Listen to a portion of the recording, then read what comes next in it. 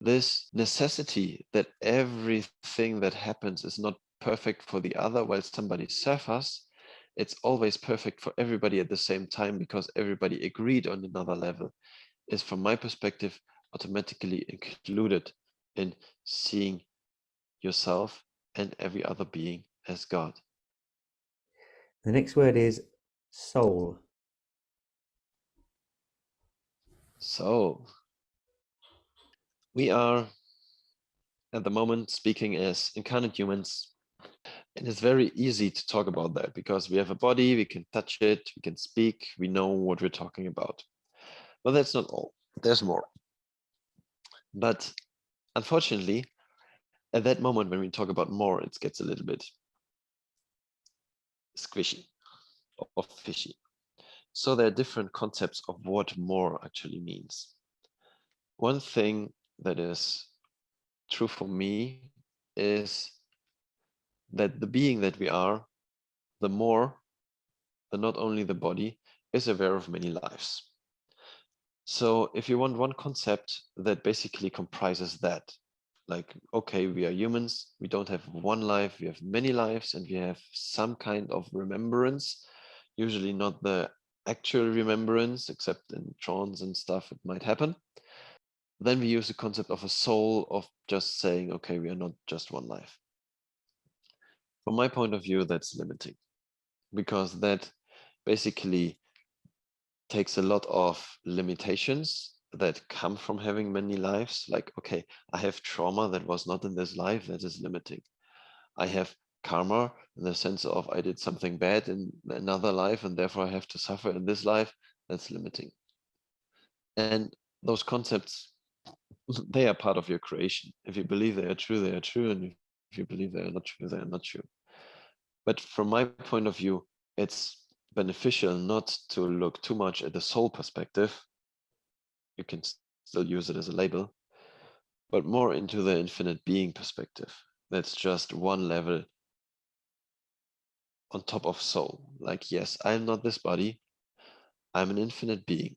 I have no boundaries in the sense of if I close my eyes and if I try to touch the outside of my being, I go further and further and further outside until I reach the outside edges.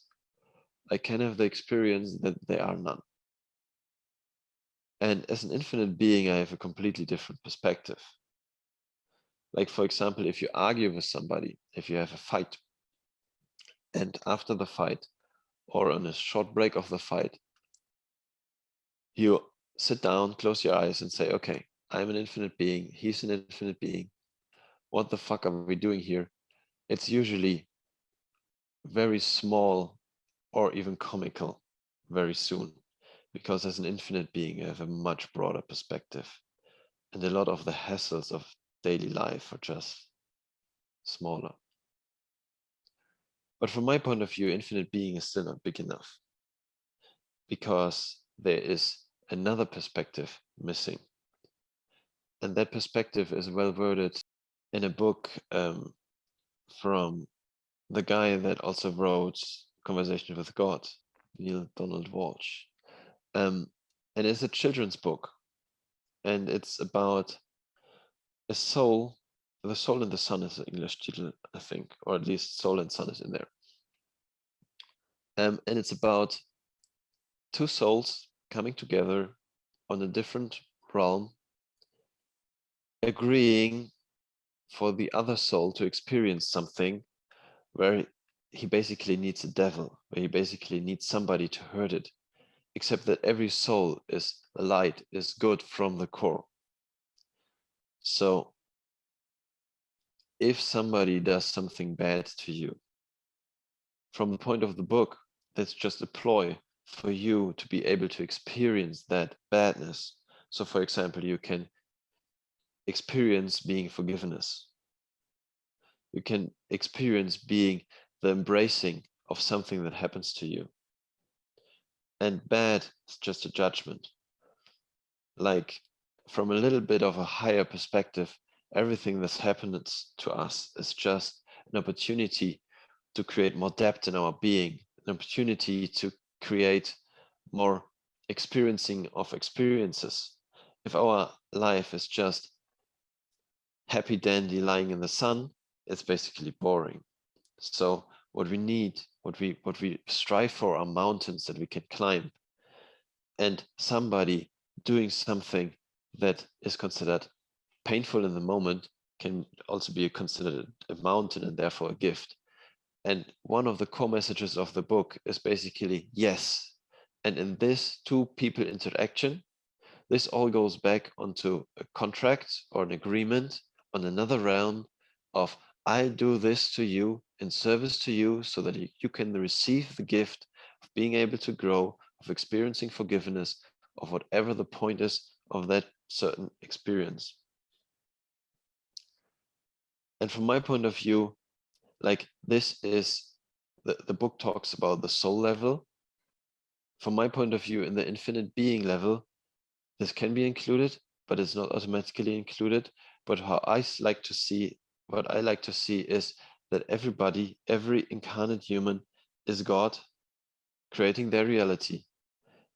But as everybody is God in the sense of the all, the everything, the thing, the energy, the vastness that creates the reality for everybody at the same time, this necessity that everything that happens is not perfect for the other while somebody suffers, it's always perfect for everybody at the same time because everybody agreed on another level, is from my perspective automatically included in seeing yourself and every other being as God. And not only the humans, like also the animals, also the plants.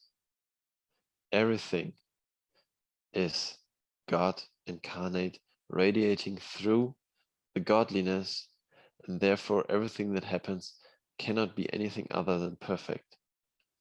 And the fact that it happens means that it's perfect for that moment in time.